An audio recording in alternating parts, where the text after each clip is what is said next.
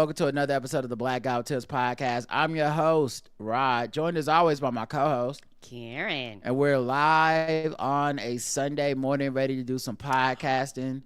What happened? Oh, you can keep going. Okay. All right. Ready to do some podcasting. Find us everywhere you get podcasts. Search The Black Guy Who Tips. Leave us 5-star reviews on Apple Podcasts. We love that stuff. We do. The official weapon of the show is the folding chair and the unofficial sport. Bullet ball. And bullet ball. Extreme. All right, lots of stuff to get into. I guess I'll start first by just asking you, Karen, did you have any banter? I do. All right.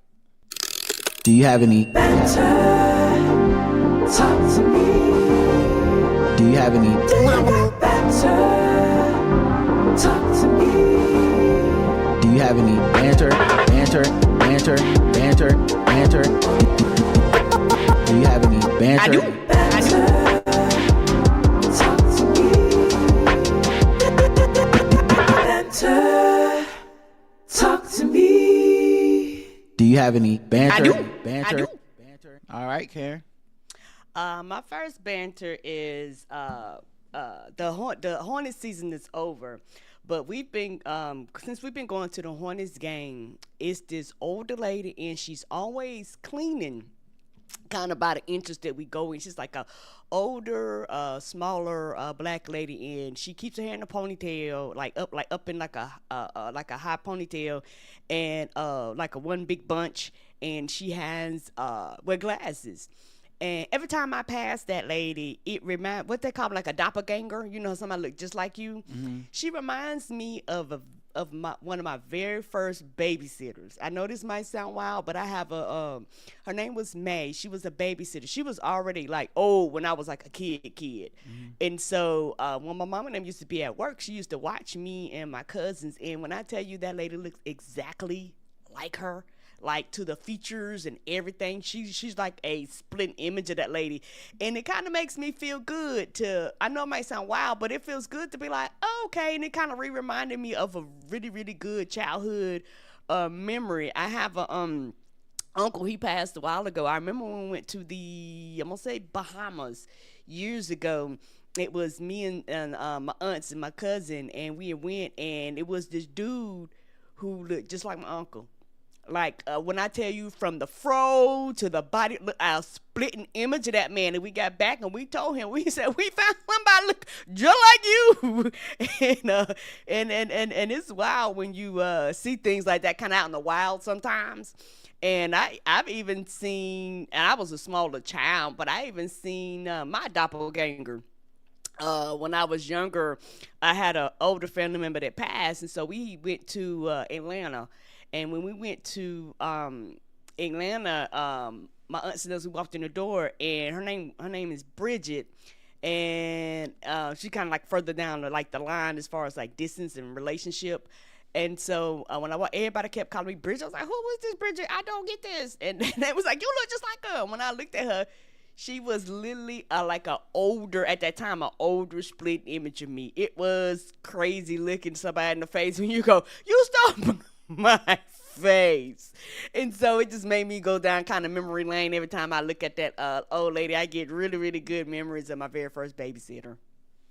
Okay, yeah, that's very random. I think God only made so many flavors of soda, and you just mix them all together till you get different combinations, and every once in a while you come up with one that tastes kind of like the other one. I know you never step in the same river twice, but I feel like sometimes you see that. I know I've had people that said they thought people looked like me, even if I didn't agree with them or whatever. I've been mistaken for other people before.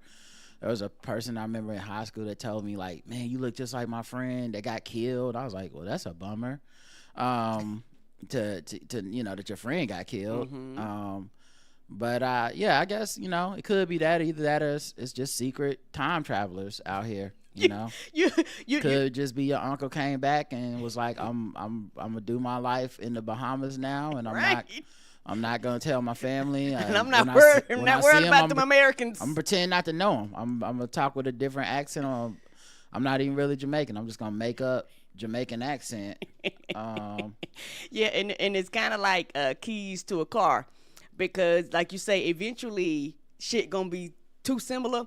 Like that time me and you was in the parking lot and you put your key in the car. We both sat in the car, looked around like this bitch ain't ours, and had to get out before we got arrested. It's kind of like that. Eventually, it's gonna be so similar that it's only so many combinations you can make on a key. Some of them gonna work on each other. On the cars. You just hope you don't cross that one car one day and get arrested for trying to steal it or some shit. All right. I'd like to just say shout out to KevOnStage. KevOnStage has shown and proven a lot to me. And the main thing he's proven is that there's no point in really reasoning with your haters. I feel like he makes good content off of everything in his life. And so obviously when people hate on him, that's an easy layup for some more content. You know, I don't blame him for that. But he has proven to me that there's no reasoning with a hater. I watched him the other day where some guy, you know, because people just say random shit about him. He's popular enough that people just feel like they, you know, like whether they're using him as a punching bag or a platform to like lift off or whatever, like they just always got some type of opinion, which is fine. That's, you know, that's what you get paid the big money for. That's why you sell out the crowds and all this shit. You know, you're a pop culture figure to people, even those that dehumanize you and don't see you as a person anymore. Right. But, you know, people talk, he put on his video with his schmedium ass jersey for WNBA. He bought a while ago, yes. Yeah, or from Malaysia Full Wally, I think. And somebody was like, man, look at Unc. He let himself go, man. I bet he can't even do 20 push-ups or something like that.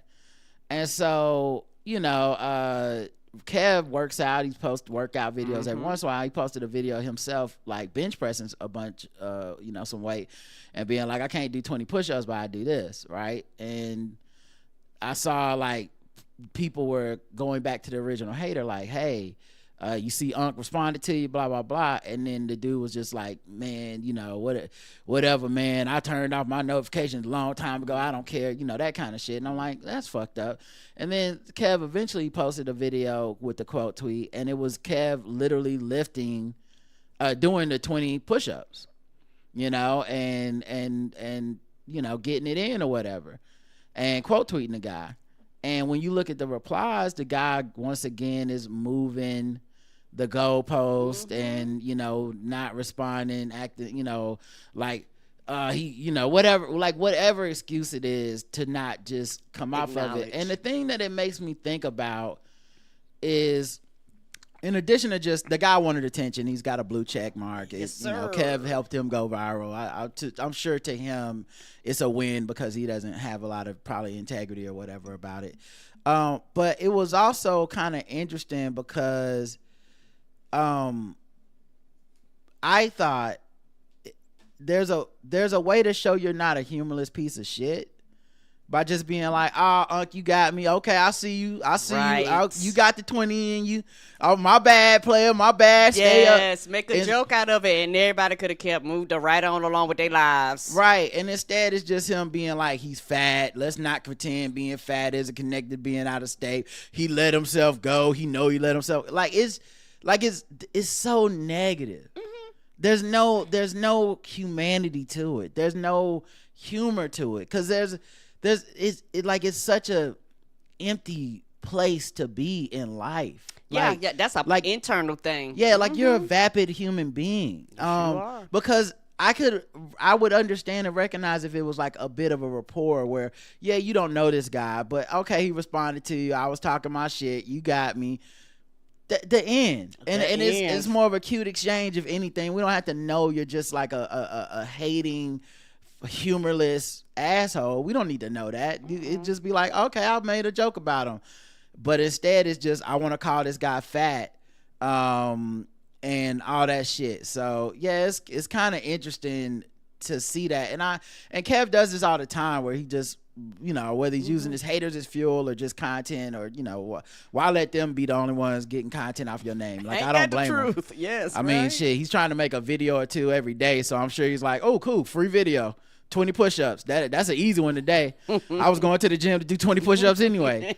But yeah, shout out to KevOnStage, because like it reinforces to me how pointless it is to really engage people that are just overly negative, because they're not in it to be fair. They're in it to be critical, and critical isn't the same as criticism. It doesn't have to be fair or weighted. So I just want to give him a shout out, and I appreciate him, because also all the time, you know, I'll post sometimes my workout stuff or whatever, and you know, he'll be in the comments or the replies like, get it right or whatever, and I appreciate that. You know, like he's such a positive person. I really truly think it's so weird when people don't like him, and I get that people don't like everybody, and everybody's not.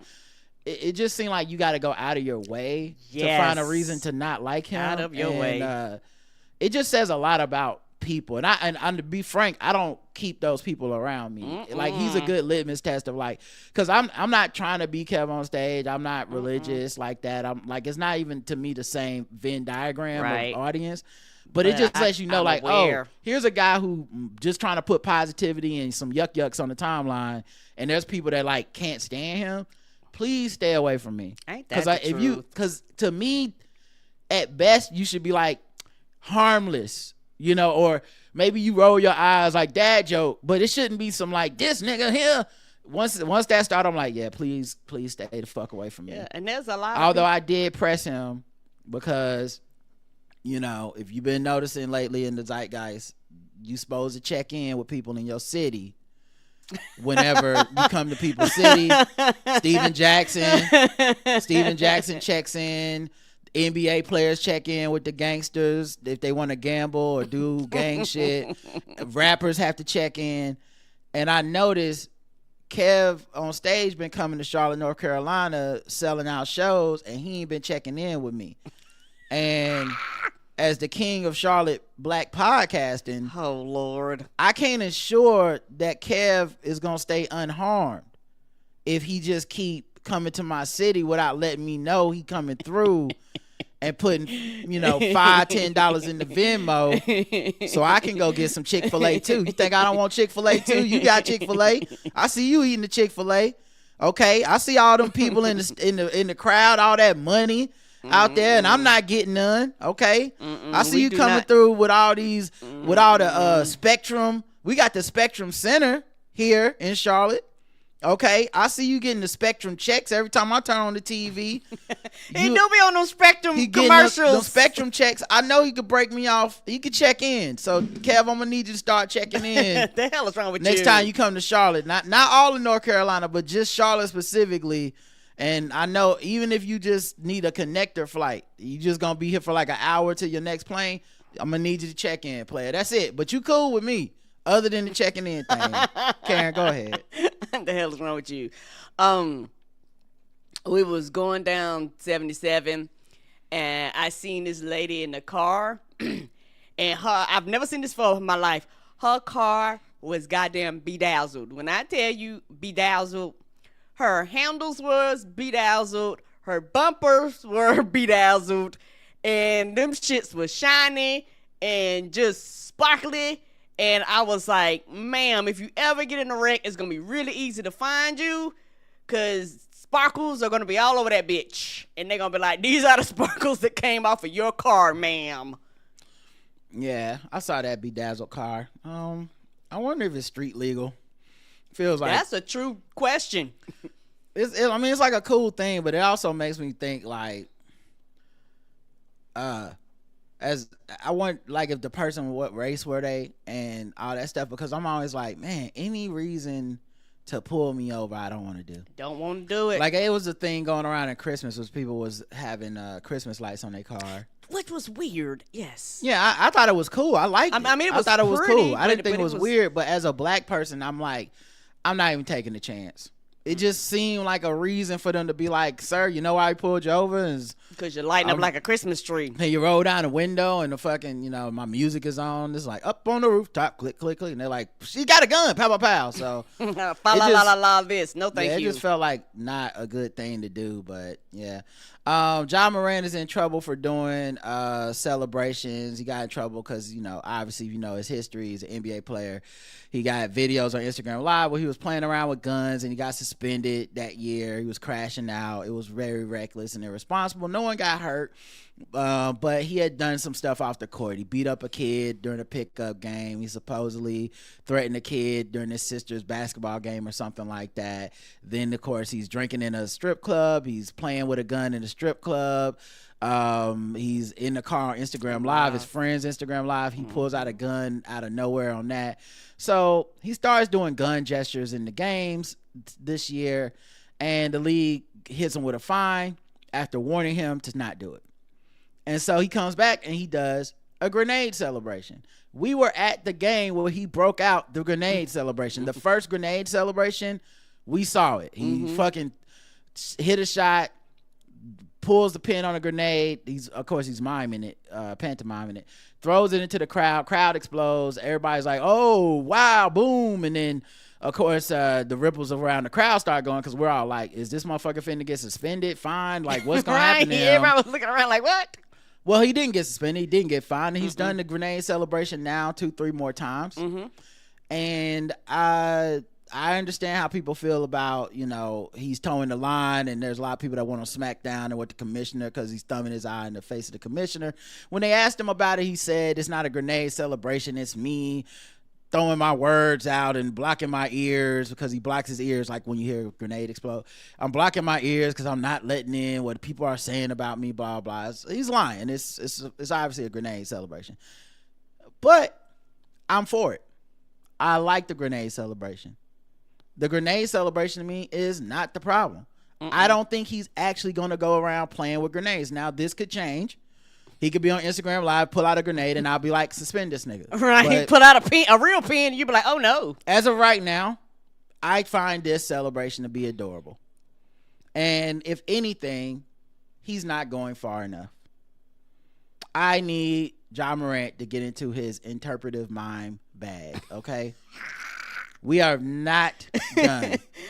Grenade should just be the start. I think the more ludicrous the weapon, the less offensive it gets. I can see that. If it's ridiculous, then we can't, like, the more ridiculous, the more it's like, you know what? He wasn't caught playing with lightsabers. So clearly, like, let this man cook. I need him to do a suitcase nuke celebration. Okay, I need him to hit a jumper, pull out the nuclear launch codes, open up this briefcase. They may have to call a timeout. This is a long one. Okay, but I need him to do this. I want him to slowly poison somebody like Agent 47 out from Hitman. Like after he does want a whole second act. What is happening here? Well, the more ridiculous, the better. It can only get better. I've been thinking of shit like this my whole life. I play basketball and people used to do celebrations at the threes, and I used to do stuff like arrows and bow and crossbows. It was fun to me. And so now he's in my lane. I want him to pantomime a drone strike. Okay, I want his teammates to get in on the action. I want his teammates to be the collateral damage. Make two of them have like all go down. I want two of them to be having a wedding on the sideline, and then they blow up, and they be like, "What happened?" I want it to be confusing. Yes, what you're saying is apt because no when words. We're watching it live, I want people to be like, "What the fuck did he just do?"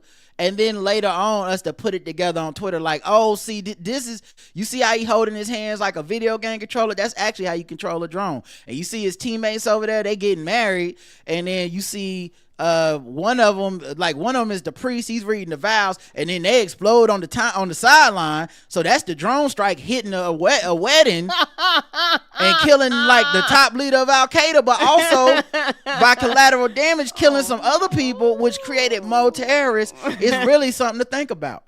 I would like to see that. I want him to pantomime feeding somebody too much sugar and then they lose their foot to diabetes and die. Like that, we need an intermission. I want a whole halftime show. Should have to be like, what the fuck was that celebration? You have enough time. Your halftime is plenty of time to do it. Randolph Terrence, we was on 3 Guys On yesterday, and he brought up a good one. You throw the alley-oop to your teammate. You and your teammate, when y'all land on the ground, y'all both turn the keys to the nuclear liftoff at the same time. Like these can basically be touchdown celebrations, but in the NBA. Don't stop at grenade, y'all. Thumb the eye of authority way further than grenade. And once again, the more ridiculous, the easier it is to be like, these are harmless. If you just do guns, I'm like, no, you play with guns. Stop that. That can happen. Like, I don't want to see swords. You might have a sword. I don't know you like that. I feel like things you can't get, fictional weapons, things that don't exist. Don't do Gatling gun. Don't do rocket grenade, RPG. Don't do those, because you can get your hands on some of this shit. Just do weird shit. Use the force on somebody and force choke them. Yeah, now that one's good. In the crowd. That's what I would like to see. Have your teammate be like, oh, and then we like, damn, Josh hit a fucking half-court shot and force choked. He force choked the center to death. These motherfuckers are creative. I'm gonna finish watching this game. Somebody say he should do a Death Note. Yes. That's good. Right. Yes. Right on the sideline. We you right on the sideline paying the mom. None of us know what you're doing. We're like, was Jai even paying attention during that timeout? To confuse people. I don't even know what he's doing. But 5 minutes later, when you dunk on somebody, you pull up the sideline note like, see, I wrote that. Dunk on Wembanyama. I said that 5 minutes from now. I did that. And I did that shit. I've Death Noted this nigga. That's what I want to see, Ja Morant. Keep it going. Don't listen to the haters. That was good. It's hard to come behind that one, but I want to also talk about, I was kind of sad when we had went to the same day we seen that Bedazzled car. Nobody told me that it was Bedazzled Day, because when we got to the arena, everybody had something bedazzled. People stand up around me. They had like bedazzled Hornets gear. A dude stand up. The outline of his little character was bedazzled. I was like, damn, nobody told. I would have bedazzled myself if anybody would have told me. But apparently, I did not know it was Bedazzled Day. Sometimes there's be days going on and you're not informed. And I just felt left out, that nobody informed me that it was Bedazzled Day. I think it's coming back in a style. I've been seeing it a lot lately. It's wild. A lot of celebrities and stuff been wearing it as clothes, like going places and making events and stuff. Everything old is new again. Yeah, as somebody that lived through the Bedazzled generation, I'm kind of confused, because I'm like, we bringing the Bedazzled back? The question I always have for Bedazzled clothes is like, how do y'all wash them? Because I'd be afraid to put Bedazzled clothes in my washing machine. Oh, you tear them bitches up. You better Febreze. I just feel like it's going to sound like a bunch of marbles in my dryer. Like, I don't know. Maybe do y'all dry clean them? Yes, or something like that. Or they wear one time only? Wear it till you get a stain on them? I eat too much nachos for that. I can't be wearing nothing that can't be washed. Right, because all you need to do is lose one of them Bedazzled and the whole outfit fucked up. Yeah. I don't have any more banter. Me either. Okay, cool. Well, we can get into the show. Of course, we have lots of stuff to talk about. I guess we can start with politics till we get mad. Sure, why not? I didn't know she was black until a number of years ago when she happened to turn black, and now she wants to be known as black. People have got to know whether or not their president's a crook. Well, I'm not a crook. I've earned everything I've got. There's an old saying in Tennessee, I know it's in Texas, probably Tennessee, that says, fool me once, shame on you, fool me, we can't get fooled again. I tell you what, I don't know about you, but I'm going to go to bed. All right. politics until we get mad. Of course, there's lots to talk about. Been a couple days, so Yes, sir. this seems unendingly. Unendingly. News is just dropping all the time. Yes, it is. So those tariffs came out, and now Trump has exempted phones, computer chips from reciprocal tariffs. Probably because a lot of the tech bros are the people that funded his campaign. Yes, they are. Showed up to his inauguration, so he's trying to help Apple and Nvidia out, even if this turns out to be temporary, because who knows with him. Yep. You really don't know. He ended up saying that people, I think I said it yesterday, people are reporting that he's dropped the tariffs. He didn't drop the tariffs. There's a 10% global tariff on nearly every country. Yes, it is. So everything gonna go up no matter what. So that is still in place. So he has not dropped the tariffs. This other thing he's done is China still has 125% tariff, except now smartphones, laptop computers, hard drives, computer processors, and memory chips, as well as flat screen displays, no longer are going to be, supposed to be dealing with these tariffs. What is interesting here, though, is that no one's collecting the tariffs at the ports. What? They've been talking all this shit. No one's collecting these tariffs. Well, then is it a damn tariff or not? Right. But this is the speed of Trump, right? He moves. People report his things as facts, and they do it every time. They report what he says as fact. They don't. We have learned nothing over these last, at this point, 8 years. We know he's a liar. Right. We know he says shit and it's not provable, and many times it's not done correctly, and yet they report it and they're like, oh, tariffs, guys, are going up. And then it's like, okay, so what's the proof? Now, that's not stopping these manufacturers and stuff from charging more. For the record, they are anticipating the tariffs being collected. Whether or not they are collected is a whole nother story. They go, well, shit, because they were like, hey, they might decide to go back and back pay. Shit, we don't know. And I know a lot of people probably just like, I want a Nintendo Switch too. That's all I care about. But it's like, this stuff it adds up, and the chaos it creates and the uncertainty in the market is real. Yes, your stocks and shit going up and down and all over the place is real. People not trusting the American economy, that shit is real. The dollar going down, compared to other currencies, up and down all over the place because of this, that's real too. And the thing is, he just be saying shit, and a lot of times he moves faster than the physical people and the policy makers and people, because you can't just say shit. You say shit, you have to go through process, procedures, everything's checks and balances. So they're not collecting it, probably because you didn't give the people enough time to put the shit in place so that they could actually have it in their computer system or whatever the fuck they need to do to tax people properly. Consumers are now facing tariff surcharges for some goods as companies pass along the cost, which is exactly what everyone who said the tariffs were a bad idea warned people about. They said it's going to end up being a tax on the American consumer because the tariffs will not work one way. There will be reciprocal effects. They will have to raise prices. You will pay more, and people acted like, well, because Trump is saying that it's not going to happen, then it's not going to happen or whatever. And I also find this very interesting because I was on Karen Hunter's show Friday, and a guy called in. He's a Trump supporter, or he's a I'm not going to vote, sit out type of guy. And he's very skeptical of everything the Democrats say. And and he was going, you guys are just Democratic, like you guys are just giving the Democrats. You just want the Democrats to win. All you do is support the Democrats. And what I had to think about, because, obviously first of all, I'm not like a lot of people. I don't feel the need to disavow the Democrats. I know that's a big thing. It's a way of tricking you into talking yourself out of rationality.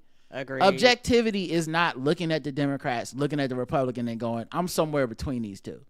I'm not. If anything, I'm probably further to the left of your mainstream Democrats. Right. So yes, and it comes to voting, I will probably never ever have a reason to vote for a Republican in any legitimate way. Right. They do not do policy. They do not create policies or govern in a way that helps my life. Agreed. There's zero reason for me to do that. That's not my fault. That's that party's fault. Right. And it's only when we talk about Democrats that we talk like that. We'll, like with Democrats, we're like, if I don't support them, it's the party's fault. With Republicans, it's like, why not? Why not? Because they don't give policies that make me want to vote for them, period. It's that easy. And lately, they don't give any policies at all. Yes. And, you know, it's one of those things where, like I said, people like that, like that person that call in, I don't have the energy to talk to them because I'm like, oh, you're just stupid. Yeah, it's fine. It's fine. But, you know, my point really about that kind of person, I was thinking, it is interesting how they are unceasingly skeptical of Democrats and Democratic politicians to a point where whether you agree that it's healthy or not, but to a point that they are never skeptical of Trump and Republicans. Agreed. And like they do not question their policies. They simply go, look, if you here illegally, you need to get out. That's just the law. And it's like, but that's not how they're enacting the law. And it's actually not technically how the law is supposed to be handled. Right. And what it does, and I think what appeals to these people and what it changes in you, and the reason I think a Trump supporter now, a Republican now, is honestly at its worst in my lifetime. It is about not having empathy, right? It's about it's about being cruel. It is, we're going to split your family up. We're going to lock you up. We're going to deport you. We're going to revoke your green card. Oh, you protest to use your First Amendment rights that we guarantee here for American citizens. You have a green card, so you're to be treated as a citizen. No, the fuck you not. We don't like what you're protesting about. Now, if you ran up on the Capitol, we about to give you a pass and release you even though you violated the law, even though you attacked officers, even though you threatened politicians. We're going to let you out free on the motherfucking streets. But when it comes to you're protesting for Palestine, no, nigga, that's Hamas now, and you need to get the fuck out the country. You don't have First Amendment rights. Oh, you let people protest at your school? You allow that to happen? You allow them to have demonstrations? We are now defunding your whole fucking college. That is the difference to me, and yet there's no skepticism. There's what Biden comes out, hey, I'm gonna try to help a student loan. Yeah, right, student loan. How is this gonna be let me tell you why this ain't gonna work. See what they really want to do. But when it comes to Republicans, that's what they really want to do. It's just whatever they said, face value, I accept it. That is the new talking point. You know, oh, they just want to help girls in girl sports. They're just tired of men being in girl sports. Is that really what they're about? Is that suddenly they became women sports enthusiasts? Oh, they just trying to keep the immigrants out here because of jobs. So is that why they're lying and saying people eat cats and dogs? No, it's about something deeper, but you're not critical of that because you low-key kind of agree with that shit. Yeah, and also it's one of those things where, and I personally think that this has been a tactic ever since the civil rights and television and all that stuff, because I think that the thing about Martin Luther King and all the people that marched was for the first time ever things were seen in masses, and it embarrassed the American populace to the point that the masses, even the people that was like, you know, I kind of protest was like, oh my gosh, we look horrible, we look terrible, we need to do something to turn around the image of America, quote unquote. And I think when that happened through the years, the strategy was, hey, we need to take this shame away. Like we need to build a generation that has no shame. We need to build a generation that has no empathy. We need to build a generation that their hearts are hard, because once we build that, like that's because actually that's the foundation of everything. Somebody in the Republican Party made up a strategy that oh, this will never happen again. And so particularly with social media and all the gadgets and things we have now, some smart person somewhere came up with a strategy to go, what can we do to the American minds that they don't have these? Not only do they not have these towards each other, they don't even actually have it towards the world, even though we're globally. And so years and years and years of this is the result of, in my opinion, of the Republican Party we have now. No empathy, no compassion, no understanding, lack of critical thinking, just get along to go along, not really caring about how America looks to the rest of the world because, us, fuck the rest of the world, type of mentality, and it's not healthy, period. And you become an isolationist kind of country, and that's not good because we're global. Everybody impacts everybody. You just can't be all off to yourself because you don't make everything, and you're going to need the rest of the world's help like you actually are at some period of time. And so I think this right here is a result of years of the erosion of, like I said, shame. And you've seen it over time because it used to be a point where whenever you show videos of people dying and all that stuff, you used to have a shock to it. But guess what? You don't even have a shock to it no more. People treat it like, oh, that's just whatever. And so you desensitize people to the hurt, to the pain, to the separation. You desensitize people where they just don't care anymore until it directly impacts them. And then somebody else is looking at them like, I don't care about you either. And so a lot of the unity that we have is gone. There are still caring people out there, and they will continue to be caring people out there. But these people make you feel like a goddamn lunatic when you're like, hey, dog, we got to care about each other. Like, these policies are fucked up, y'all, and they will impact you regardless of what you think. But not trying to be funny, particularly people that don't have money, who are actually in the same boat as everybody else, but you just think you're extra special. And you like, no, we're all in this same boat. None of us are rich. So you stripping these policies, stripping these procedures. I mean, stripping all this stuff really impacts the country across the whole, because I hope you don't think this deportation stuff is just stopping with these Latinos. They going to go on down the checklist, And so it's one of these things where we're all being impacted by the stripping of a lot of these things. In my opinion, this is how we got here. It took decades to get here. And this is one thing about the Democratic side, and I look at them like they got three heads when they say some shit and they act like it's supposed to change tomorrow. No, bitch. You know what? They waited 50 years for Roe v. Wade. 50, y'all. 50. And some of these motherfuckers are like, whew, I'm out of breath. Right out the Kamala loses. I give up. Bitch, they wait 50 years. What is you made of? What are you made of? This is an ongoing fight. And I think some people don't understand it's an ongoing fight until the day you die. At least for me it is, because I know the color of my skin means war for some people. I understand that. I do not have the privilege to walk outside and never feel like I'm in some form of a war.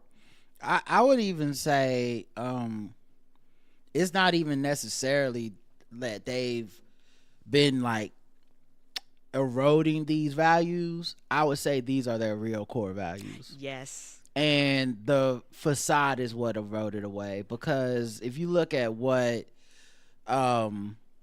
originally Democrats, and then of course after the Southern strategy switched to Republicans, if you look at that group of people, the singular thing that they do agree about is the bigotry of it all. And everyone allows too much when we let them be outraged and pretend to be upset about being called out for it. Mm-hmm. Which is why I love that we had this space that we've created here, because we don't have to play those games. I'm not trying to be on CNN. No. I'm not trying to talk to white people, as because once you make that your goal, you end up having to capitulate to a certain amount of rule set where you're lying. You're playing the game based on their lie, which is, I can't say racism is a cause of anything. I can't say a person is racist. I can only speak around it. And I find that to be so disempowering, because it's not the truth. And if the truth is the thing that can set you free, if the truth is the thing you get paid to communicate, then I feel like collapsing in the beginning and then being mad at the wrong people afterwards, because like everyone plays this game, right? It's the reason I think people get to be so mad at the Democrats is because they're playing this game of like, it's not what. Well, we can't say the customer is wrong when it comes to voting. We can't say it's racist. We can't say it's bigotry. We can't say it's the people. We can't say there's a lot of people that just don't care We can't say that. We have to say some reason that like it's just the message was wrong. Yeah, but you have to hem and haw and hum around it, and that's just and those are the things that, like you say, upset me, because in order for quote unquote America to heal, it has to be truthful with itself, and truth in the foundation of this country was built off of racism, and until racism and slavery. You know, even back to Native American racism and slavery, and you know, we stole that shit. But until we have that part, it just everything is pretty much pointless. You know. Mm-hmm. So I just find that part to be interesting. Is that, man, we're still doing this dance around it. And yeah, so it turns out no one at the ports is collecting Trump's tariffs because of technical glitch.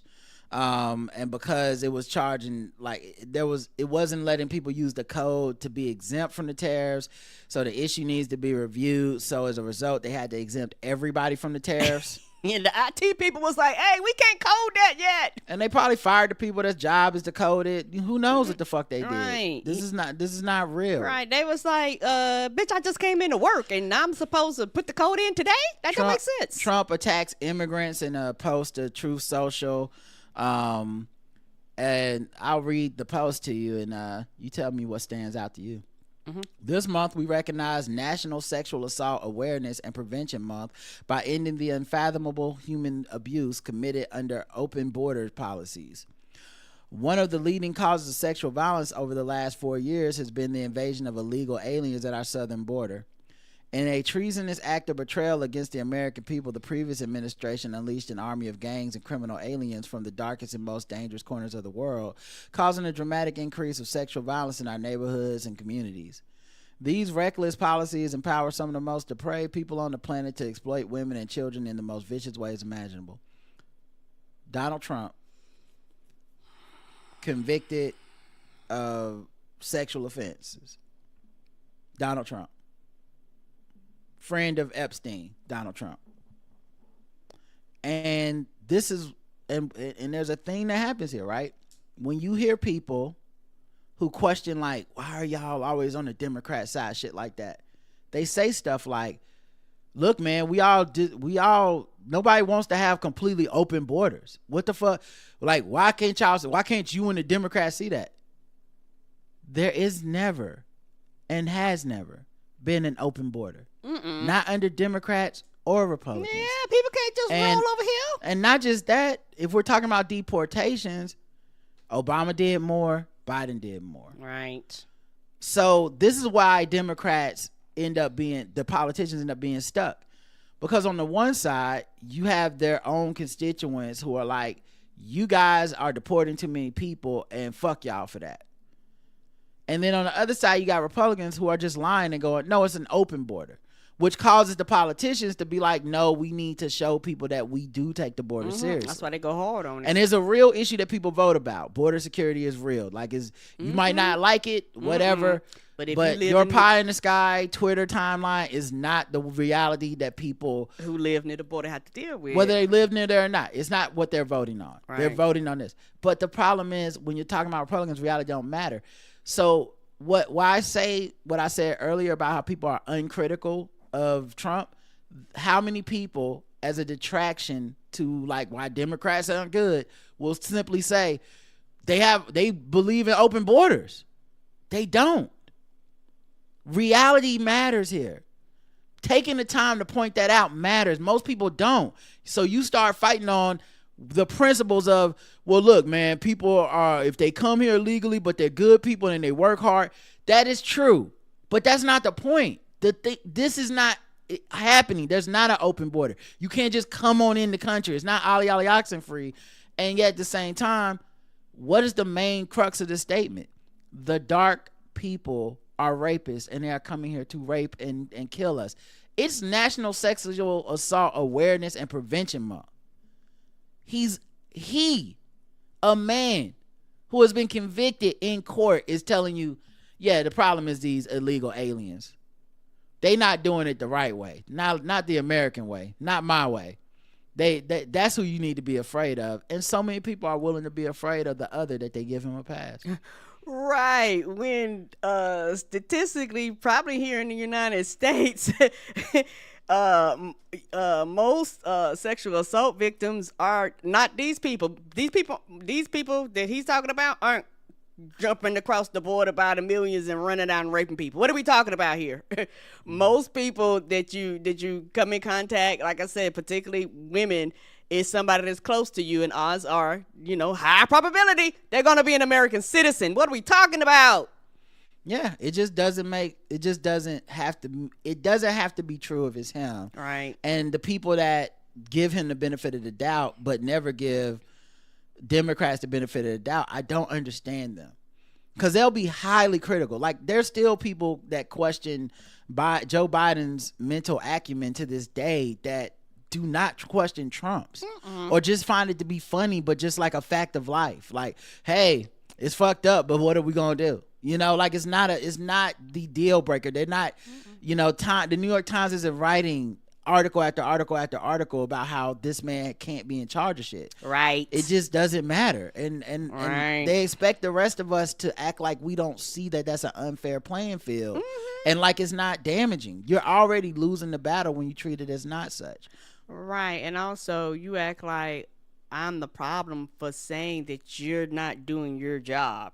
Like, you call unbiased not covering it. You call, unbiased basically beating one party to death and acting like whatever the other party other party is doing, treating everything that they say as facts. But the other party, you're going to do your journalistic integrity.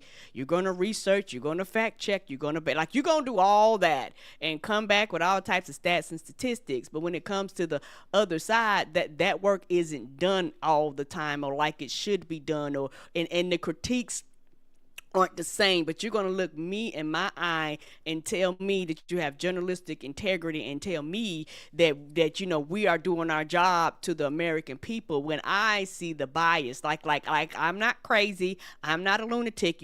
I refuse to let the media gaslight me. And I will say this again, the same way y'all rolled Biden ass until he gave up is the same way every day we need a fucking front page article about goddamn Trump, about how incompetent he is, how stupid he is, how incompetent the people he put in policy is, what these policies can do. Like, we need you to do your job, but you're not doing that. So I'm not crazy when I say I won't be back. I won't be listening to none of the bullshit ass podcasts or anything. I won't be back. I just cannot do that because I'm not the professional here. You are. It is your job to educate the public. It is your job, not mine. I don't know these things. You're the professional expertise in these fields. Go get some experts and educate the public and tell the public what they need to know so the public can make an educated decision. I understand some people aren't going to care, but I do, as somebody who wants to be informed and make very informed decisions on my life and how I vote. This is the shit that matters, and this is the job, and this is or was the job of the news and the media and shit like that. And some of them are out there doing that job, but a lot of them are not, and I can see it. It erodes the public's faith in everything. Yeah, like, it's just interesting. They report on Donald Trump's shit as facts, and then later, days later, weeks later, we get that didn't go how he said. He when he makes a slip of the tongue or says stuff like he talked to a dead person about his latest policy, it's just like a gaffe that is treated lightly, whereas with Biden it was an indictment. And yes, I'll never understand it. I won't pretend that it's fair. I won't concede to it. I just see that it's unfair, and I can't. I feel like I wouldn't be doing my job to not point that out. Agreed. Investors are pulling out of U.S. bonds as Trump's tariff trade war backfires. So someone in the chat earlier said, people were investing in bonds because they were more stable, but because that's how volatile the market was. Well, actually, they're now pulling out of the bonds. Mm-hmm. And people fail to realize this shit impacts a lot of stuff. This impacts money, like cash that America, like the whole country has. This impacts interest rates that we pay on the trillions of dollars of debt. Like, this impacts things a lot more than people think that it does. And like I said, the only reason why I know because more higher educated people kind of informed me on this information.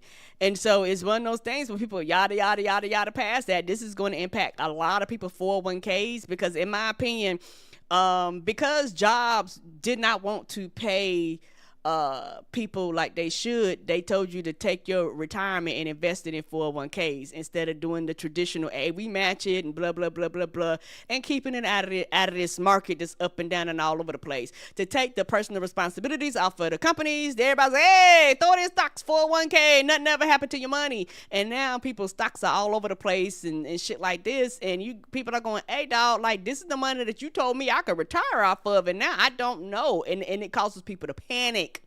Yeah, it's a traditionally safe thing under most presidents. Agreed. I mean, but this is the volatility he's thrown the country into.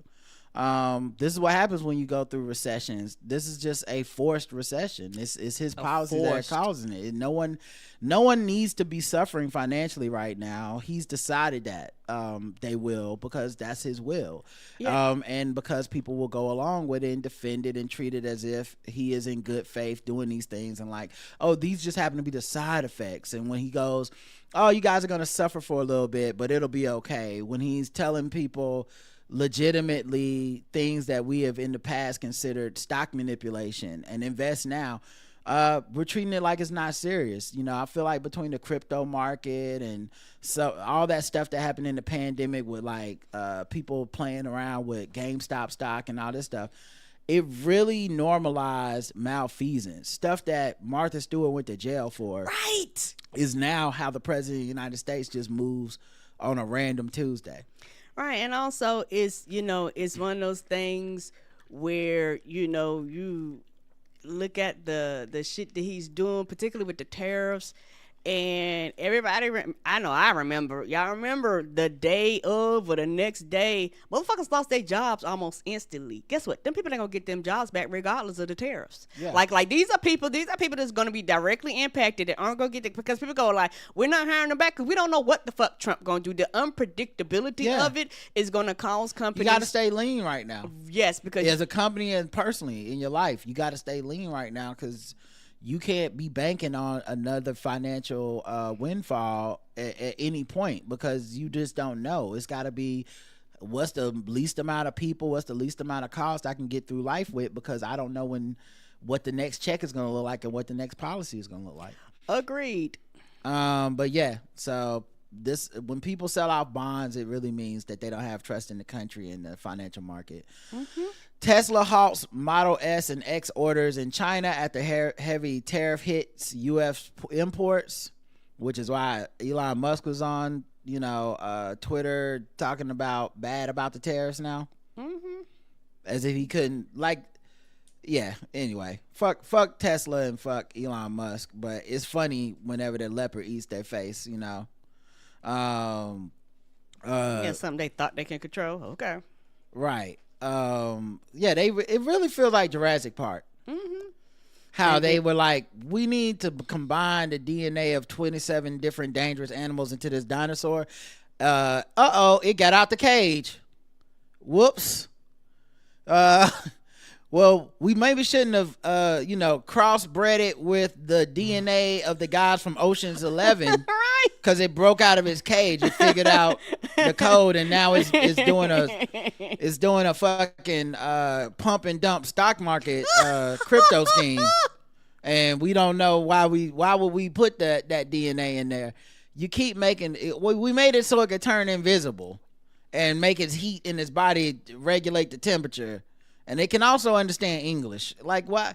That's kind of what they did with Trump, these billionaires. And now they're like, whoa, not my iPhones. I thought you was just doing them. I thought you was just doing them tariffs on other. Oh, it's going to be affecting my cars going to China? Mm-hmm. Whoops. So they won't be doing that anymore. All right. All right. I'll do a couple more. Okay. Joe Rogan squirms as he is called out for legitimizing dangerous people with shit ideas. Now it's kind of interesting because the dude that called him out is also a right-wing hack conservative piece of shit. But commenter Douglas Murray grilled the comedian about his selection of guests. basically being like, why you got these people on here that's not experts. And it sounds like this guy is like British or whatever, and his real beef is that Joe Rogan allowed somebody to come on there and talk shit about Winston Churchill and say Winston Churchill is actually the bad guy of World War II for stopping the Nazis.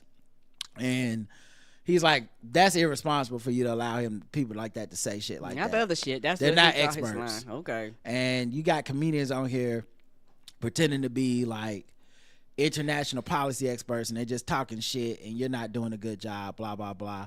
But then of course they go on and to sell his book and hang out for how many hours it takes to record a Joe Rogan episode. So like, does it really matter that this guy pointed out that Joe Rogan has tilted away? I really feel like what he's saying is you've tilted towards conspiracy theory, like less mainstream shit. You're just allowing people to say stuff. But I'm here to say my right-wing stuff unchallenged. Mm-hmm. You're not a critical thinker. You're not a challenging person. You're not a good interviewer. You're a guy that just goes, whoa, really? Whoa, man, is that what? That's what Joe Rogan does. So I can't really give this guy a lot of credit. Mm-hmm. It's kind of like, you know, it's like Nick Fuentes calling out Jason Whitlock. It's just let them fight to me. Yes, sir. This guy's not like a hero. Nope. When it comes to this shit. But yeah, he said, what did he say? I'm just interested in your selection of guests because you're like the world's #1 podcast. Rogan said, I don't think about it that way. I just think I like to talk to this person. And then he said, it's your show, but sure, if you're going to interview historians of the conflict or historians in general, why would you have somebody on like Ian Carroll? I didn't bring him on for that purpose. I brought him on because I wanted to find out how does one get involved in the entire conspiracy theory business, because this whole thing is just conspiracies. And then Murray says, but do you have any, I mean, there's been a tilt in the conversation, both conversations in the last couple of years, and it's largely to do with people who have appointed themselves as experts who are not experts. And he asked about Daryl Cooper, who's a podcaster and Nazi apologist who popularized the narrative that Winston Churchill was the chief villain in World War II, not Adolf Hitler. And he said, Rogan defended that guy by going, no, he doesn't think he's an expert.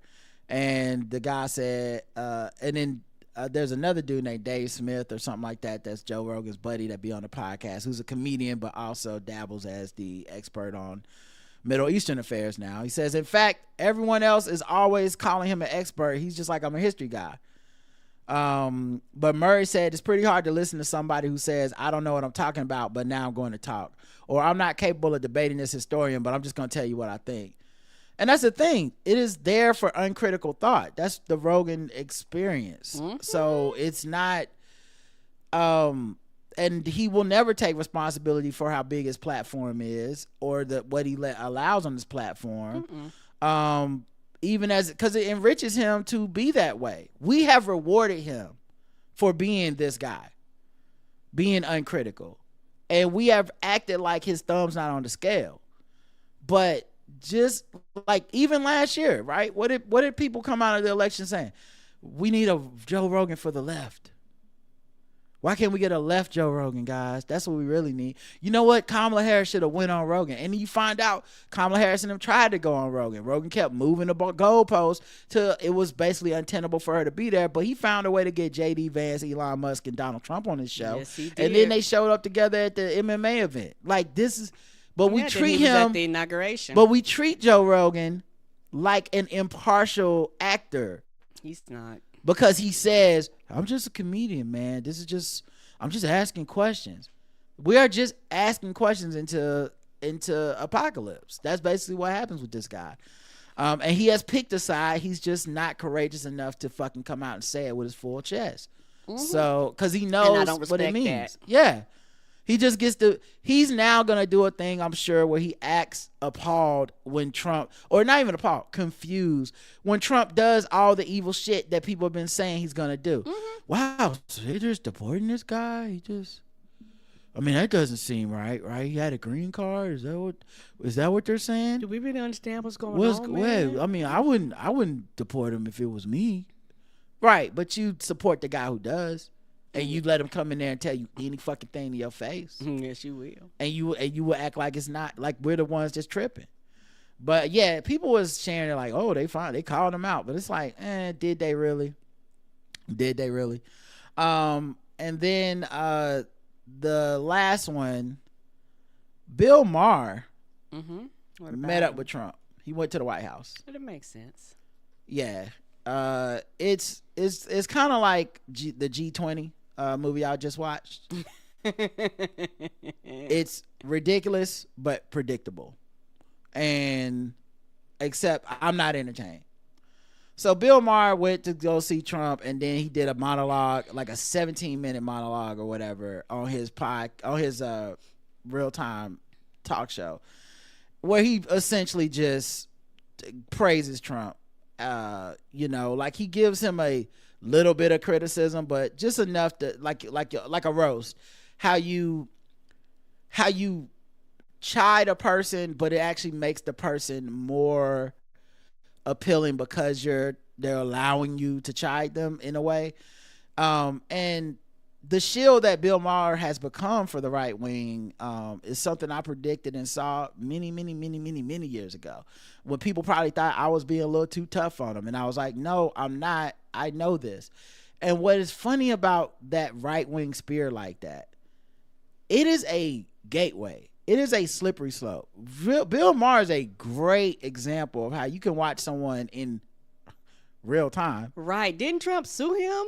Yeah, you can watch someone in real time become a right-wing puppet, because they will be you can't be in for a penny over there. And what happens, especially with these white dudes like this that have so much entitlement, and they're just upset they're not getting to do their, I want to do my black jokes, I want to talk bad about the Muslims, and I want you to still think I'm a good guy, and I never want to be corrected or pushed back on. I want to have these opinions, and you must bow down to them.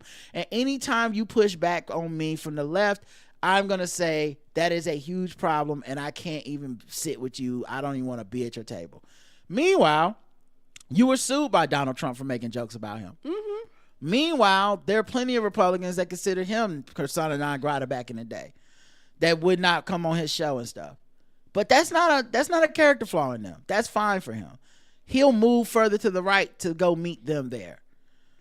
So he does his monologue where he says he's in the White House, and that Donald Trump that he met that night in the White House is not the one you see on TV. He's not all fucked up and bigoted and all this mean shit. He was letting me make jokes about him, and we agreed on so many policies. He said I'm always mean to him, but actually I told him I agree with how he moved the Israel and was not ambassador, diplomatic, like whatever location. He moved it to Jerusalem. I agree with him about how DEI has gone too far. Men shouldn't be in women's sports, stuff like, and stuff that really is, to me, the crux of what Bill Maher is talking about. Mm-hmm. These are my opinions, and I don't like when people to the left of me say, I disagree with your opinion.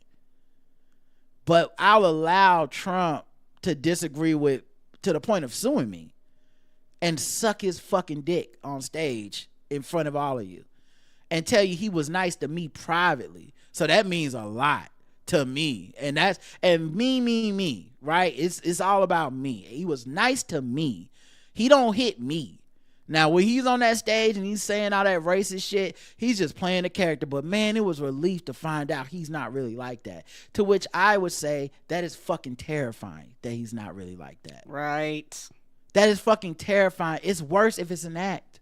Yes, it is. If you can believe him. Now Trump's a narcissist, so he's able to like manipulate people. Mm-hmm. Narcissists do this all the time. They act one way around you to manipulate you, and then the way they are to everybody else, they're like, no, you know the real me, baby, come on. And then they hop behind the keyboard or whatever, and that's the real them pops out, you know. But it's like, but if he was just nice to me, like he's nice to everybody, I mean, I think you guys don't know the real him. Yeah, nice to you till you make him mad. Right. And of course his guests go on for that day to be like, if I'm not mistaken, his guests that day were Steve Bannon. And ain't that the dude that used to be on his cabinet? Yeah, Pierce Morgan was his guest. some guy named Josh Rogan, who I just don't know like that. But like, this is also, much like Joe Rogan, a guy who's picked a side. Yes, you that have. people treat as objective because he tells you he's objective. He doesn't show you he's objective. He just tells you he's objective. And yet people are like, yeah, man, you know, he makes some good points or whatever. You know, hey, man, he's the guy you can just kind of disagree with. No, he's dangerous too, man. And the thing that the part that really pisses me off the most is a guy like him, a guy like Joe Rogan. They'll say, well, the left is intolerant. When you disagree with them, they admonish you. They don't want to listen to your show. They don't want to come talk to you anymore. And I can't have that. That's why I don't support the left.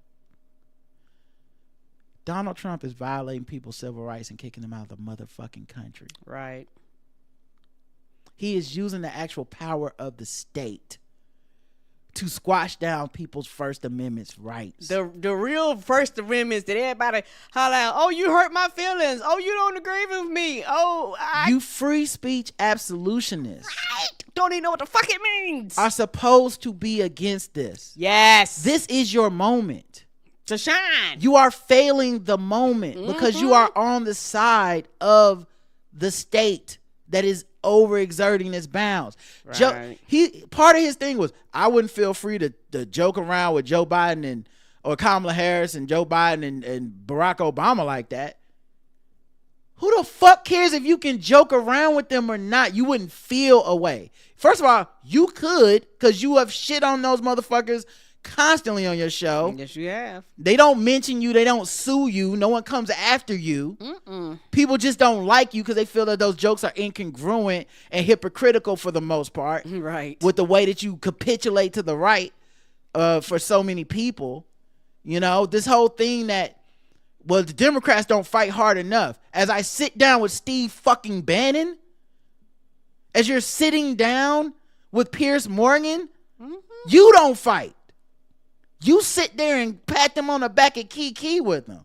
At least they pass legislation to try to do something for the rest of us. Your ass is over there sucking off these motherfuckers on HBO. Like, it might as well be real sex at this point, not real time. But yet, we're supposed to act like this is objective. We're supposed to act like this is even. We're supposed to act like he's the arbiter of some sort of moral high ground when he's not. He is kissing dear leader's ass and telling the rest of us he's nice to me in private, so maybe you should like him a little bit more. I will not. Maybe you should feel more relieved. Maybe you should understand why I'm on his side and why I'm kicking it with Kid Rock now. Do not care. Do not. Nope. Why you just slurping this dude up? That is so preposterous. What is happening? It's so farcical what is happening. Right, and you act like we crazy if we say something. But your whole thing is, Democrats don't like when I make certain jokes. My fifis is hurt. I'm going to be with Big Daddy Trump. That's what the fuck you're talking about. I thought you were supposed to be the one with the balls and be real. Right. Go up there in that motherfucker's face. Ain't that been your stance for years? Right. He bitched you. Right in front of the rest of us. He hold you. Mr. I want Barack Obama to be a real black man. Well, you went up there and was, I guess, you the real white woman to Donald Trump because you got up there and got pussy groped and came back to tell the rest of us, hey, man, he ain't too bad. That's really, and it's sad because everyone treated his complaints like they were legitimate. Not everyone, but a lot of people. Yes, they did. Like, yeah, you know what? That is the issue with Democrats. Matter of fact, I got smoke for Tim Walz' ass too, now that I'm thinking about it. Tim Walz' bitch ass. I know he was the vice president. Y'all like that, man. He was toxic, you know. Positive masculinity. That's just good mid-American farmer ass nigga. We love this dude. So his bitch ass is trying to get his name out there too. Cause he on some like, hey man, I was almost vice president and now it's looking at 2028. It's looking like it's a wide open playing field. I think I could be president. So I'm popping my head up to be like, this is what we need to be looking at in 2028. Okay, cool, brother. I'm not telling you can't try to be president. Fuck it. I don't know what's going to happen in 2028 if we have another election. Okay. But okay, you putting your hat in the ring. Not a problem. But now he's shitting on the campaign, i.e. Kamala Harris' campaign. And he is, for the most part, saying, hey, look, I was part of the campaign, so I'm also being critical of myself. But he's participating in what I like to call the big lie. The real big lie.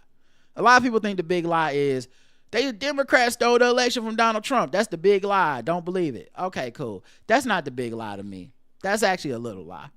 That we know it's a lie, but it's not the big one.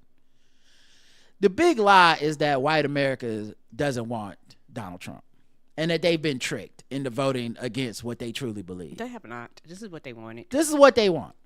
Yeah, this is what they wanted. And so Tim Walz is going on these news shows and stuff now, doing this like post-mortem of like, hey guys, the problem is the Democrats are failing America, and the message failed them and it didn't reach them. And they don't want to see that we're just not Trump. That's not what it's really about. These are the mistakes they made. First of all, Kamala Harris didn't run on just not being Trump. You didn't run on just not being Trump. And to reduce what happened to that is part of the big lie, the real big lie, the one that lets white people and the people that voted for Trump off the hook. Right. Oh, well, all the Democrats said is they're not Trump. That's actually not fucking true.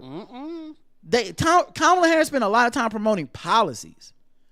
People just don't want to hear it. I can't help that they don't want to hear it, especially from a black woman. I can't. That's not my fault. Joe Biden didn't run on just not being Trump. But at the same time, not being Trump should have been good enough. Yes. And it is part of every campaign. Donald Trump also ran on not being Joe Biden, not being Kamala Harris. Everybody who's running against somebody, part of what they run on is going to be, I'm not the other guy, and here are their flaws. Now, here are my strengths. But yet, when we participate in the real big lie, we got to sit up here and act like that didn't happen. We got to accept these talking points from Republicans like they're real. And so the reason I really have the most smoke for him, though, is not just that. It's that he said stuff that he's trying to sell me the same shit, but put white man on it and act like I don't see it. So he said stuff like, well, they don't want to just see us be snarky. Kamala Harris came out and said, I told you so at her latest, whatever conference, speech she gave. She said, I told you so.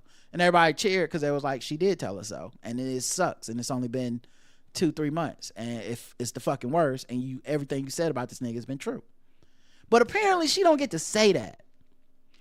Which I don't understand. Because if I fucking told you so, I did tell you so. And if I gotta come in here and be your motherfucking mammy, I gotta fucking soft shoe around you like you did not listen to me. If I gotta look the people that did support me in the eyes when I did tell you so, and they're in here to support me, and they're like, you goddamn right you told them so, and we listened and we believed you. That's our moment. That's our crowd. And you fucking right, I'm gonna say I told you so, because I did.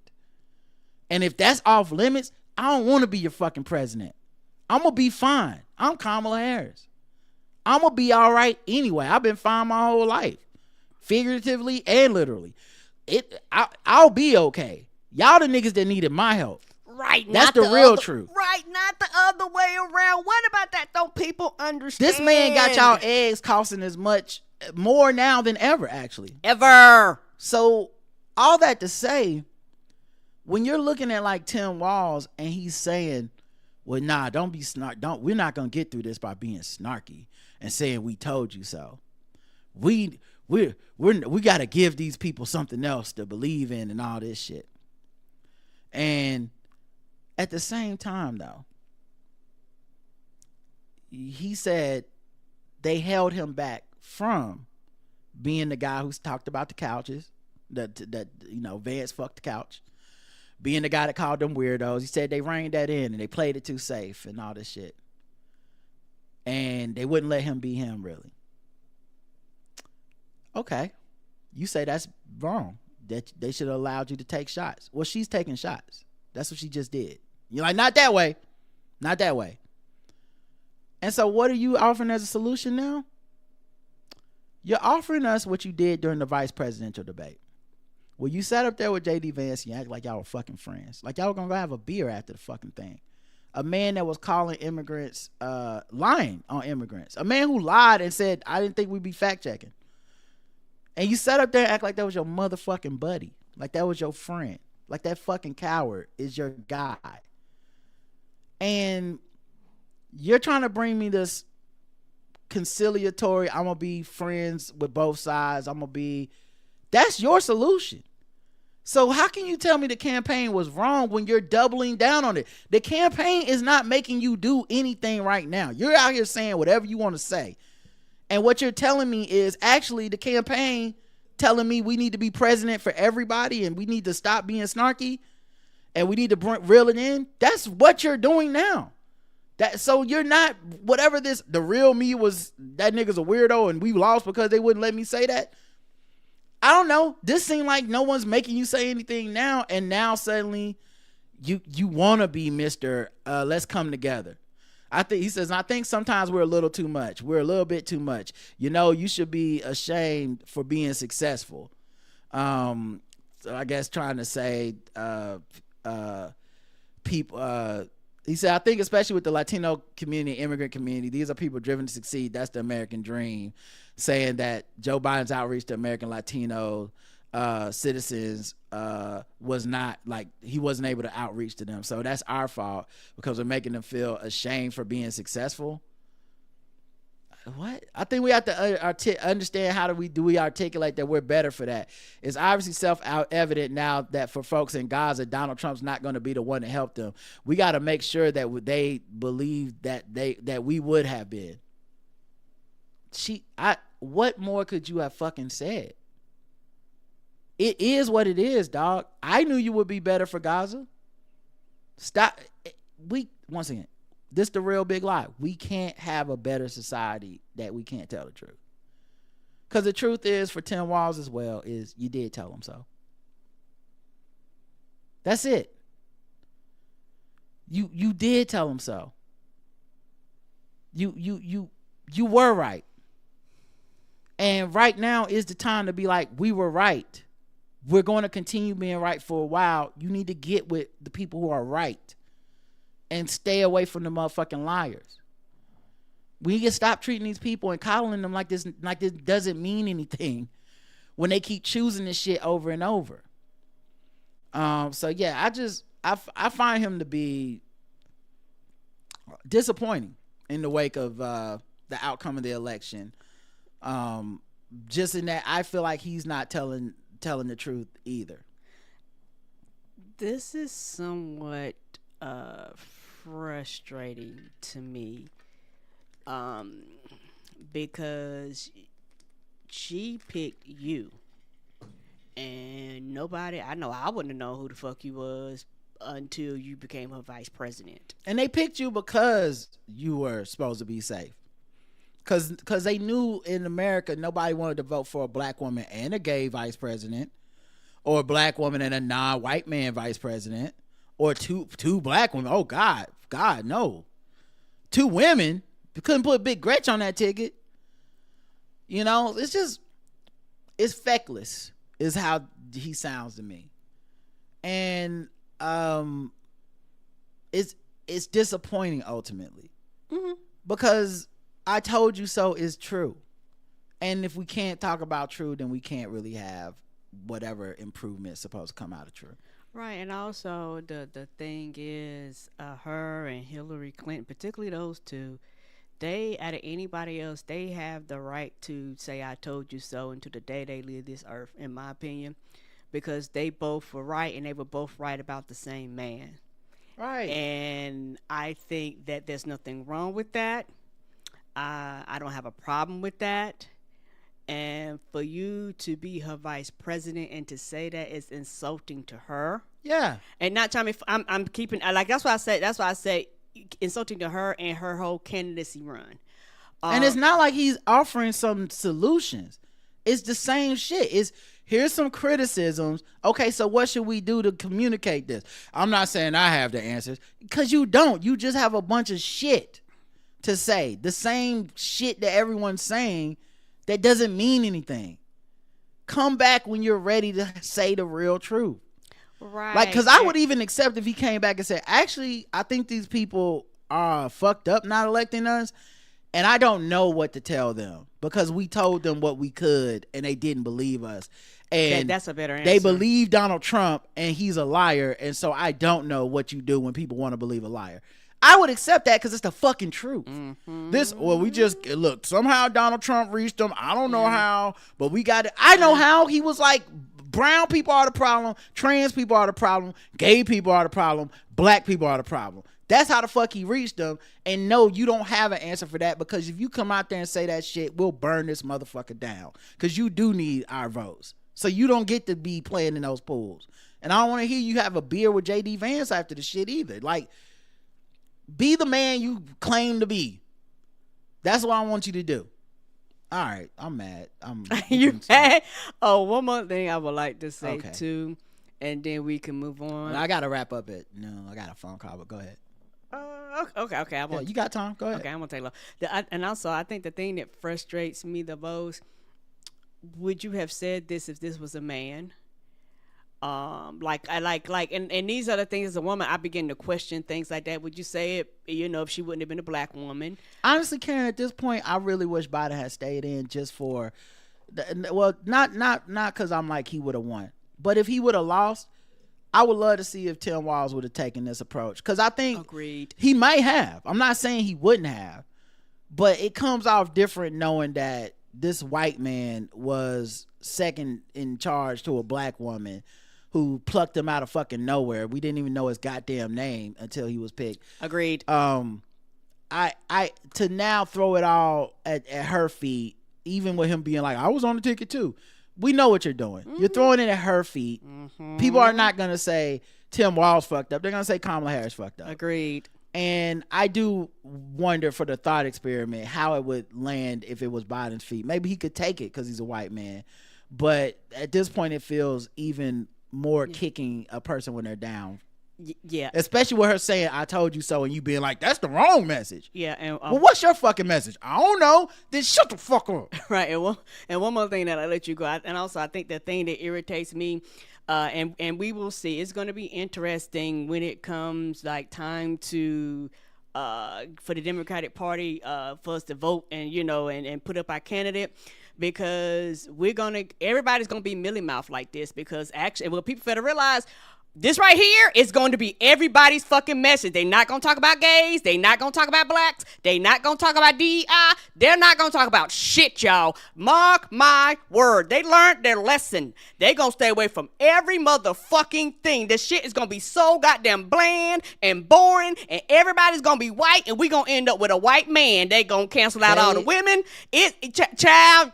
Like this shit right here is what we gonna get. All that Overton window talk and all that shit, it's turning out exactly how I said. That loss moved the country to the right. Yes. All the theory of we gonna come back and it's gonna be more to the left, and after we get Donald Trump, it didn't happen the first time with Trump. We moved more to the right, and it's not happening the second time with Trump, because all the lesson they learned is that we need to just not rock the boat with these white folks, because they actually do come out to vote, and the rest of y'all that folded your arms and said I'm too liberal to vote, good. Well, then there's no need to serve you. You've proven that you're not capable of shifting this electorate. Right. All right. Last thing, sword ratchetness. Like I said, I have a hard out today, so I would try to do some guest erasing shit. We'll try to save it for tomorrow or something. That's cool. Yeah, I just wanted to get that last thing out, because that's the shit that's gonna matter. Yeah, no, I don't blame you. Child, it's gonna be paper white and boring. Yep, absolutely. Sorry. All right, I think I might even be able to play this one, but let's find out if this is a real article or one of them they just playing music under pictures articles. All right. Okay, looks like it is a real article. All right, sword ratchetness time. Go around the globe, find different articles about these people with these swords and try to raise some awareness. He faces gun charges after police said he was found swinging a sword in public. Richard Matthews faces possession of a firearm by a certain person and possession of a defaced firearm. That's weird they wrote that into a law, by a certain person. I mean, you, whoever the certain person is, it's you. What was a lawyer in there in the courtroom, and he just made eyes over at the defendant? By that person over there. Yeah, there was a illegal possession of a firearm by a certain person. We can't say names in the law. Did the jack off sign? This guy. Firearm. The affidavit said officers found Matthews on Tuesday swinging a sword at nearby cars on Caraway Road. Officers also learned that he left his vehicle in gear in a nearby parking lot. The affidavit said the vehicle struck a building. Officers searched the vehicle. That's definitely a sign. You leave your vehicle in park, things are not going well for you. Okay, everybody know you put your vehicle in park before you threaten everybody. That's threats 101. And found a handgun. This video shows when officers took Matthews into custody. Detectives later learned Matthews is a convicted felon. Matthews was taken to a hospital before he was taken to the Craighead County Jail. He's due back in court in April. Damn, the way he was getting undressed, the way he was getting undressed at the end, made it seem like he could not wait to go back to jail. He's like, let's go, hurry up. I know my rights. You ain't got to read Miranda rights to me. That man was like, finally, y'all got here? Shit, nothing in my pockets. Here's my asshole, my cheeks. Let's do it. Get the fuck out of here. 3 hots in the cot. Let's go. All right, y'all. That's it. Thanks for listening. We'll be back throughout the week. We appreciate you. This is a long, angry one, but, we'll be back.